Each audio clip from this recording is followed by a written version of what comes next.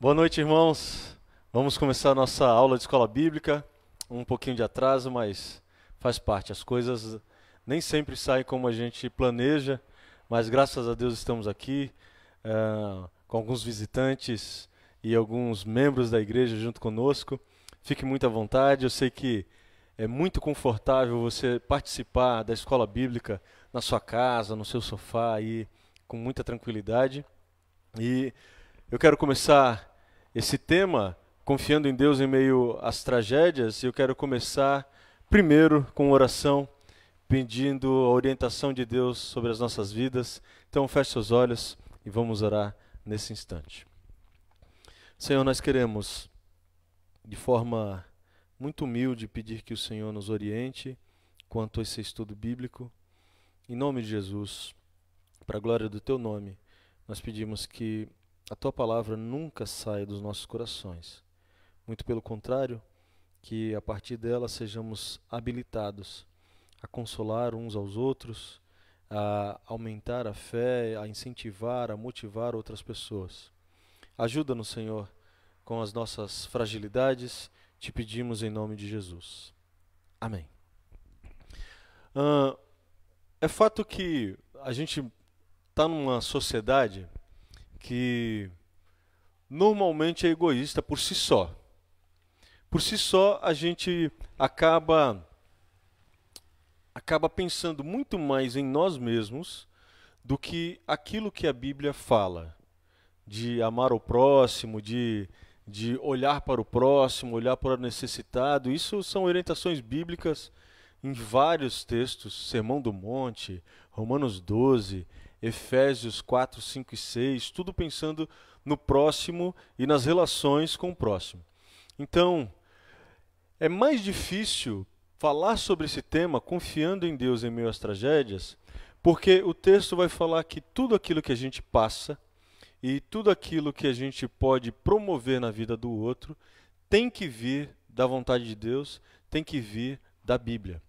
Então, confiar em Deus em meio às tragédias é, além de uma relação com Deus, uma relação de confiança com Deus, é também a certeza de que quando eu sou ajudado por Deus, eu sou ajudado para poder ajudar também. Confiar que essa é a regra, que Deus sempre irá nos abençoar, é a coisa mais difícil que se tem.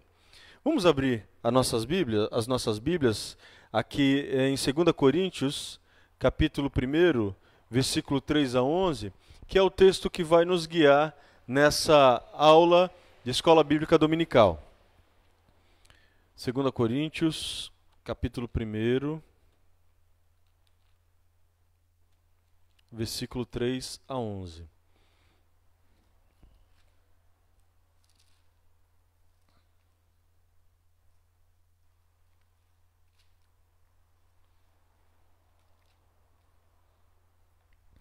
O texto bíblico ele diz assim, 2 Coríntios, capítulo 1, 3 a 11, diz assim: Bendito seja Deus e Pai do nosso Senhor Jesus Cristo, o Pai de misericórdias, Deus de toda consolação. É Ele quem nos conforta em toda a nossa tribulação, para podermos consolar os que estiverem em qualquer angústia. Com a consolação com que nós mesmos somos contemplados por Deus. Porque, assim como os sofrimentos de Cristo se manifestam em grande medida a nosso favor, assim também a nossa consolação transborda por meio de Cristo. Mas, se somos atribulados, é para vosso conforto e salvação.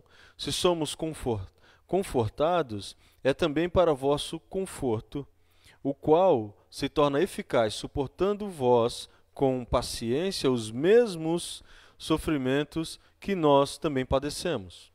A nossa esperança a respeito de vós está firme, sabendo que, como sois participantes dos sofrimentos, assim o sereis também da consolação. Porque não queremos, irmãos, que ignoreis a natureza da tribulação que nos sobreveio na Ásia, porquanto foi acima das nossas forças, a ponto de desesperarmos até a própria vida.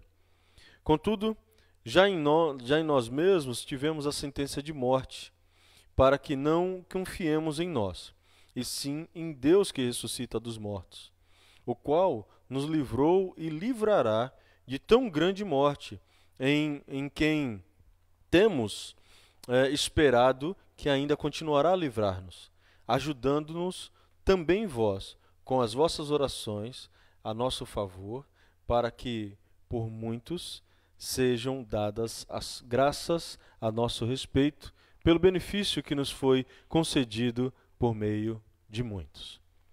O que o texto lhe chama a atenção assim, nessa leitura de bate-pronto? Alguma coisa chama a sua atenção? Se você quiser comentar também na internet, comente. Os meninos estão ali no Facebook, meu celular descarregou. Então os meninos vão fazer aí a pergunta para mim e aí a gente vai replicando por aqui. O que chama a sua atenção nessa leitura? Ou nada chamou a atenção? Olha aí, verifique o que chama a sua atenção na situação em que Paulo está vivendo aí, de quase morte na Ásia. Ele está contando sobre como Deus o consola.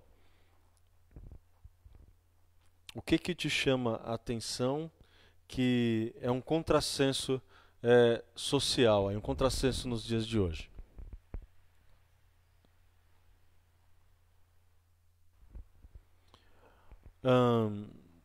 Alguém? Tem algumas coisas que eu vejo que são interessantes, né? Algumas coisas muito profundas, outras coisas que causam muito impacto. Por exemplo, no versículo 5, ele diz assim: porque assim como os sofrimentos de Cristo se manifestam em grande medida a nosso favor, então, como assim o sofrimento de Cristo se manifesta a nosso favor? Assim também nossa consolação transborda por meio deles. Versículo 6.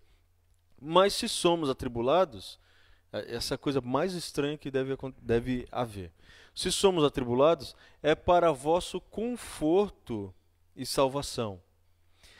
Paulo está falando aqui dele mesmo. Se eu sou atribulado, é para o conforto de vocês em Corinto que eu estou sendo atribulado. Mas olha o que está em jogo aqui. Todo o texto ele é marcado por uma palavra que vai aparecer pelo menos 9 vezes de duas formas possíveis. A primeira palavra é a palavra consolo. E ela aparece de duas formas porque ela aparece como parakletos ou paraklesos, que é de onde vem a mesma palavra para o Espírito Santo, consolador.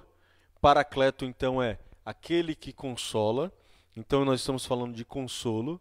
Mas também, uma vez aparece, as outras 8 vezes aparece como paracaléu, que também quer dizer consolo e conforto. E aí, qual é a diferença? Não existe quase diferença, a não ser o fato de que são 9 vezes que aparece. Toda vez que nós olharmos na versão em português mesmo, consolo e conforto, eles estão sendo usados de forma intercambiável. Tanto faz consolo ou conforto, é a mesma raiz, é a mesma dinâmica. Então ele está falando da mesma coisa. E o que vai marcar tudo isso é que esse consolo vem de Deus. Olha só o que a Bíblia está dizendo. É Ele, versículo 4, é Ele que nos conforta em toda a nossa tribulação. Ele está falando, bendito seja Deus Pai, Pai do nosso Senhor Jesus Cristo, e no versículo 4 ele diz, é Ele quem nos conforta em toda a nossa tribulação. Isso não quer dizer, melhor dizendo, isso não quer dizer que não exista conforto fora de Deus. Existe. O problema todo é que o conforto e o consolo não é permanente. Então, no exercício de fé que eu preciso viver como cristão, a ideia é que todo consolo e conforto venha de Deus. Venha de Deus. Pode parecer até, porque de certa forma é assim, que tenha estrutura. Eu estou numa casa confortável, estou num ambiente legal, meu trabalho é bacana, é confortável e é consolador. Isso me garante o sustento da família. Ok. Mas se eu não entender que, inclusive, isso vem de Deus, vem do céu, como João fala, né, como João relatou, Jesus dizendo: olha, o homem não pode ter nada se do céu não for lhe dado. Então, consolo, nesse texto aqui, é a palavra-chave. Se nós estamos falando de confiança em Deus em meio a tragédias, então consolar e ser consolado é a palavra-chave. Tanto faz as pessoas. A gente vai ver aqui que Paulo, como um líder e plantador da igreja em Corinto, ele estava pedindo para que os irmãos orassem por ele, porque as orações dos irmãos estavam produzindo resultado nele. Então não tem escala também. Eu oro por vocês e vocês oram por mim. Consolar e ser consolado não depende do seu grau de intelectual, teologia ou psicologia, o que quer que seja. Depende de você querer consolar e querer ser consolado. Tem gente que não quer. Não, não, para mim tá bom assim. Cara, mas eu quero te ajudar. Não, não, não quero. A pessoa não quer ser consolada, não quer ser confortada. Ao passo de que, às vezes, muitas vezes, nós somos consolados e confortados, e na hora que a situação estabiliza, a gente não está disposto a consolar e confortar. Então, são dois problemas para a mesma palavra. Eu sou obrigado, porque é um imperativo bíblico, consolar e confortar os irmãos mutuamente. Corinto vai dizer que eu preciso suportar os irmãos, dar suporte, né? Então, se eu não crer, a primeira coisa dessa aula de escola bíblica dominical, eu tenho que crer que o consolo vem do céu e Deus está disposto a me usar como ferramenta para consolar o outro. Independente da sua capacidade de oratória, da sua capacidade de conversa ou de relacionamento, nós somos usados como ferramentas na mão de Deus para consolar e ser consolado, confortar e ser confortado. Se eu não entender dessa forma, então o versículo 4 não faz sentido e os outros textos também não fazem sentido. Se os irmãos quiserem comentar, podem comentar a qualquer tempo. Então, qual é a função? Eu sei que vem de Deus e a função de quando eu sou consolado é consolar os outros. Olha o que o texto bíblico está dizendo. Versículo 4. É Ele, Deus, né, que nos conforta em toda a nossa tribulação, para podermos consolar os que estiverem em qualquer angústia, com a consolação com que nós mesmos somos contemplados por Deus. Então, eu também não preciso, o que a gente pode perceber dessa função? Eu também não preciso ter um consolo, uma consolação concluída, para só depois disso, então, começar a consolar. O que a Bíblia está dizendo é que ao mesmo tempo que Deus me consola e me conforta, eu posso consolar e confortar outros, porque eu sou guiado por Deus. E eu tenho que crer que quando eu faço dessa forma, por fé, essas pessoas também serão consoladas e confortadas. Então, todo o exercício de consolar e ser consolado aqui dependem do exercício da fé de cada um. Isso não muda, em toda igreja tem, igreja nova ou igreja antiga. Normalmente as pessoas falam assim: eu queria dar um recado, mas eu não quero ir lá na frente, porque eu não sei falar. Aí às vezes o cara é doutor em educação, educação não, que aí vai parecer que é o ministro, né?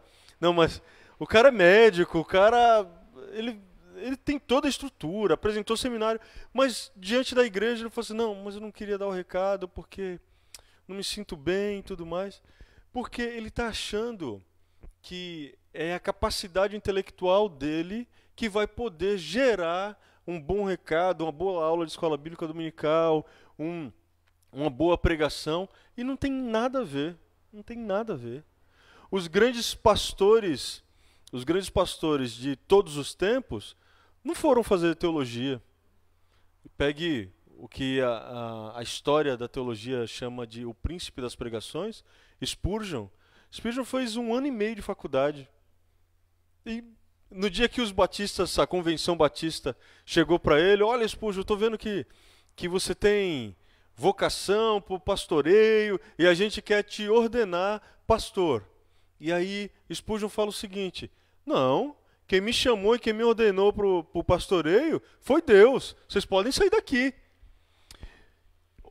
A pessoa que relata a biografia do Spurgeon não diz se havia dentro da congregação batista algum tipo de política. E por isso ele se recusou a entrar naquela política. Não diz, mas parece que era isso. E Spurgeon continuou lá. Spurgeon era jovem, tinha 23 anos, e com 25 a igreja dele já tinha 7.000 pessoas passando pela igreja. Então, eu preciso entender que não é o título, não é a academia, não é isso que vai fazer com que eu consiga dar um recado aqui na frente ou dar uma aula escola bíblica dominical. Claro, tem que ter algum recurso, alguma orientação. Tem que ter alguma orientação. Mas isso não quer dizer que você tem que ter a titulação. O que Paulo está falando aqui, então, é que ao mesmo tempo que Deus está tratando a minha vida, eu posso ser usado pelo mesmo Deus para tratar a vida do outro.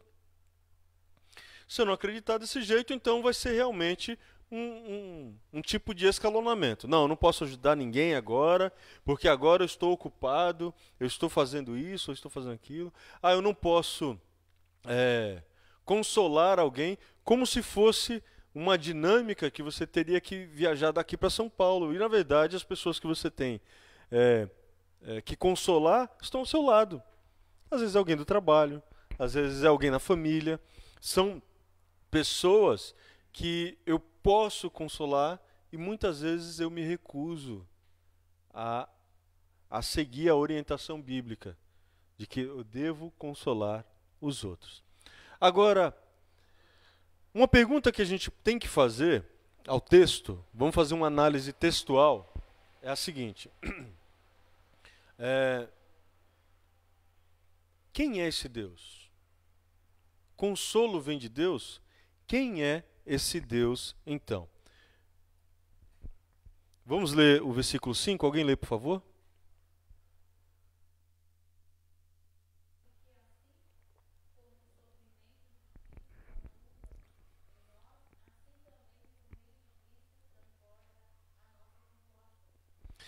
Então, esse é um Deus que se... Obrigado, Vini. Esse é um Deus que se identifica conosco, né? Uma galera aqui já está online, né? Navarro, a Meire, Doroti, Ronaldo está aqui conosco, está em 2 lugares ao mesmo tempo. É um deutério, né? Está aqui, está online também. Olha o que a Bíblia está dizendo. Que o mesmo Cristo, porque assim como o sofrimento se manifesta em grande parte na minha vida, por meio de Cristo é que nós também transbordaremos em consolação. Então, esse não é um Deus afastado, é um Deus que se identifica conosco. É por isso que a salvação em Cristo Jesus precisava ser dessa forma, com um Deus que viesse em carne e osso e padecesse e sofresse, assim como nós experimentamos tentações, provações e pecados. A única coisa que Cristo não sofreu foi o pecado. Mas ele sabe tudo aquilo que nós estamos passando. Por isso Paulo está construindo aqui uma identidade. Ele está dizendo, esse Deus pelo qual nós somos consolados e podemos consolar, é um Deus que sabe o que nós estamos passando, o sofrimento pelo qual nós estamos experimentando. E não é só isso.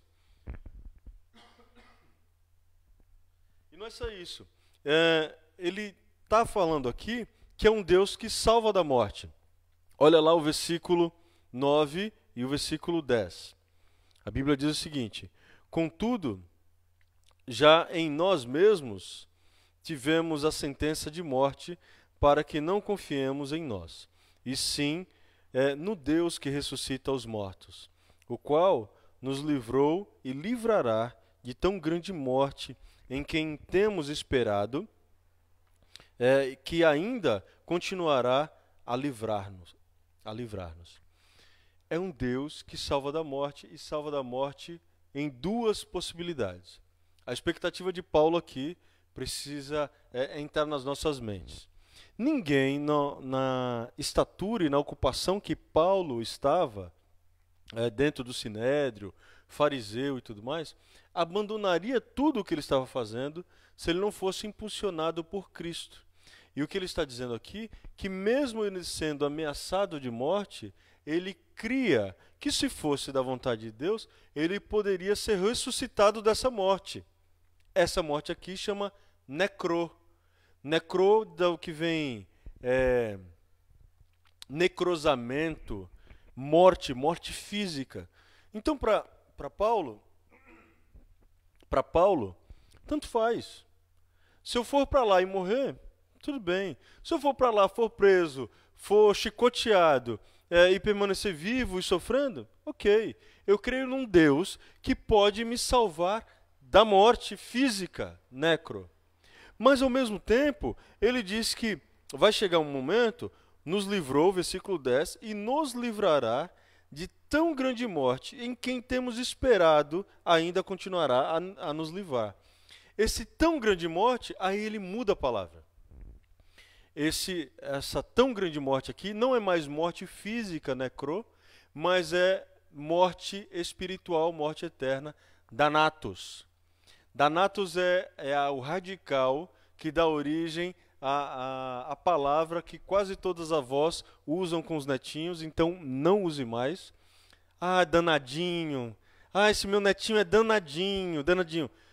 Não use mais. Danadinho, ou Thanatos, como está no termo grego, quer dizer perdido. Aquele que não tem mais, não se encontra mais. Aquele que está caminhando para distanciar-se de Deus. O que a Bíblia está dizendo é que Cristo pode operar tanto um milagre como tirar alguém da morte para a vida, como ele também nos livrou e nos livrará de tão grande morte, Thanatos, a perdição. Essa precisa ser a nossa consciência quando nós estamos falando de confiar em Deus em meio às tragédias. E esse não é um exercício fechado, porque como nós somos uma sociedade imediatista, eu preciso abandonar certas coisas para poder ajudar o outro, porque demanda tempo. Ninguém quer sair do seu conforto para escutar o outro, para orar com o outro. E aí isso é quase que antinatural, mas a Bíblia diz que é dessa forma que Deus nos trata e trata o outro. Deus poderia mandar anjos, mas ele preferiu que nós participássemos da missão. A carta de Judas, a Bíblia fala que os anjos prescrutavam, analisavam, eles queriam fazer aquilo que nós temos que fazer, que é experimentar da transformação do Evangelho a partir de nós em uma pessoa. Os anjos desejavam fazer isso, mas foi determinado a nós. Carta de Judas é uma carta pequenininha, tem um capítulo só.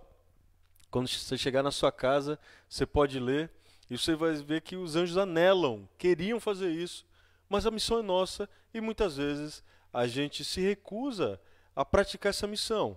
Dentre a pregação do Evangelho, dizer que existe consolo e conforto permanente em Jesus Cristo.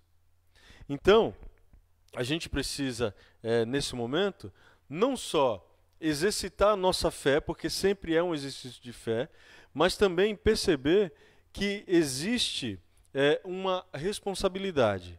Olha só o que a Bíblia diz nesses dois últimos versículos que nós lemos. Olha lá, versículo 10 e versículo 11. O qual nos livrou e livrará de tão grande morte, Thanatos, em quem temos esperado que ainda continuará a livrar-nos, ajudando-nos também vós. Aí ele começa a colocar a responsabilidade da igreja, ajudando-nos, ajudando a mim, também vós, com as vossas orações a nosso favor.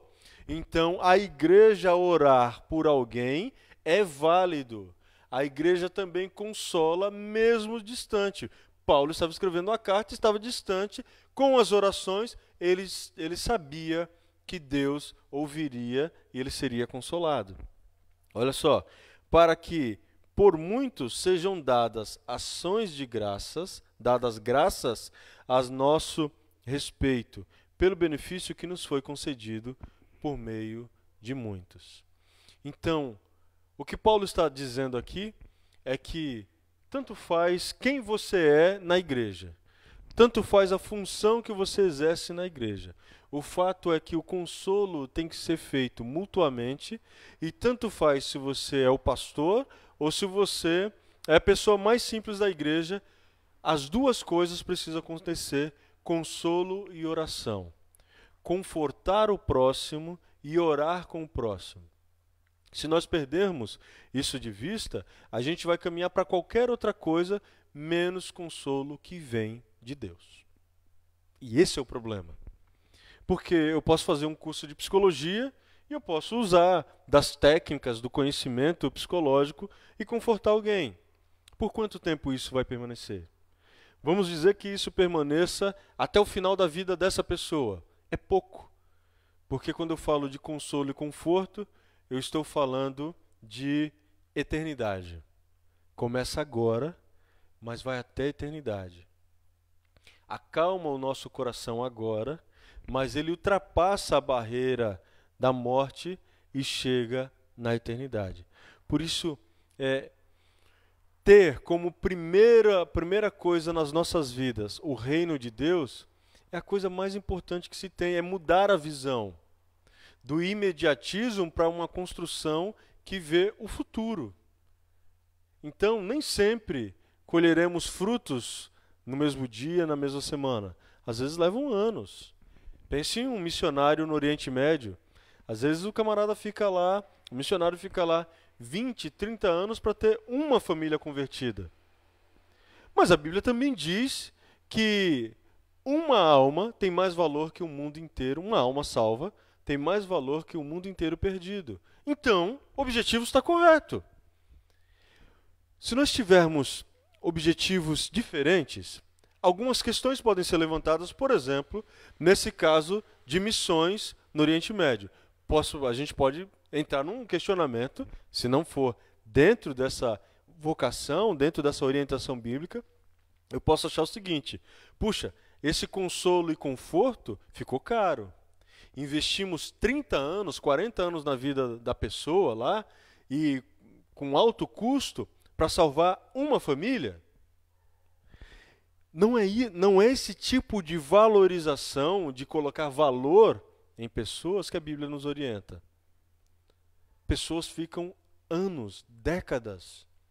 Algumas delas nem colhem frutos. Às vezes é a próxima geração que vai colher fruto, mas o trabalho começou com ela. Então, a gente precisa de algum jeito mudar a nossa visão do que é realmente investir tempo e perder tempo. E aí vai nos obrigar a adequar uma agenda que atenda aos princípios e os valores do reino, ao invés de atender os nossos princípios e as nossas necessidades. Buscai primeiro o reino de Deus e todas essas coisas, ele está falando das coisas anteriores ali, está falando comer, beber e vestir, que Jesus está falando. Todas essas coisas que foram colocadas aqui, Deus é quem cuida. Buscai primeiro o reino de Deus e todas essas coisas vos serão acrescentadas. A gente tem uma tendência muito grande em fazer o contrário. Não vou fazer porque agora eu estou... não, agora é que na dinâmica aqui não cabe. Experimente. Experimente colocar esse texto bíblico em prática, colocar de verdade, em primeiro lugar, o reino de Deus, e aí você vai perceber que tipo de colheita você vai ter. E aí você vai perceber que a sua visão de necessidade também muda. Então, consolar e confortar tem que fazer parte da agenda do cristão, ok? Eu quero terminar orando. Eu não tenho nenhuma pergunta aqui no Facebook. Os irmãos também não fizeram perguntas aqui. Alguma pergunta? Os irmãos querem fazer? Dúvida? Fale, Luciano. Calma, só um pouquinho, Roger.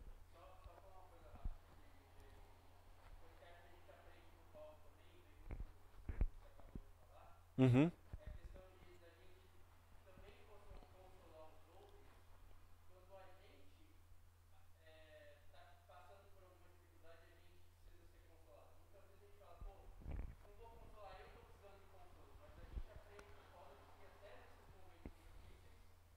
Nós podemos consolar, sim.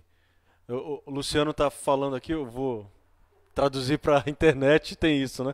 Luciano está fazendo um comentário aqui que a gente aprende com Paulo, que mesmo em meio às nossas próprias dificuldades, nós temos que consolar. Porque o que normalmente acontece é assim, eu agora não posso, eu estou passando por esse problema, por aquele problema, então eu não posso fazer, eu não posso consolar, porque afinal de contas eu preciso ser consolado. E Paulo está dizendo, não, as coisas elas vão acontecer ao mesmo tempo. Deus me consola, eu consolo alguém, eu estou passando por dificuldade, por uma tragédia, por tribulação, e a coisa vai acontecendo tudo ao mesmo tempo. Não é um pacote fechado, né? Pastor Rodney.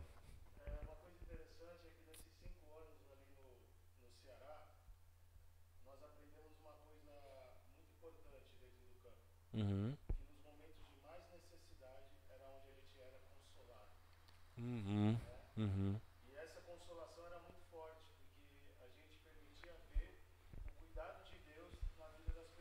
Uhum.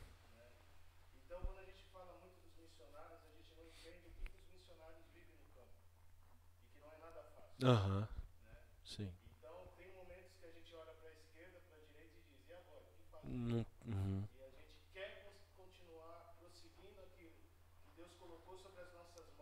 Sim. Aham.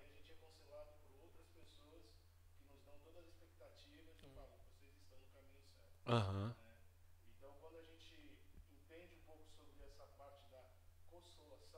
Uhum.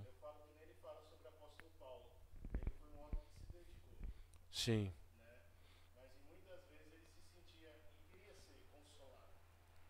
Sim.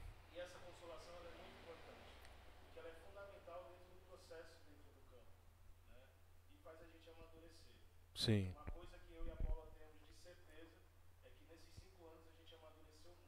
Uhum. Uhum. Sim.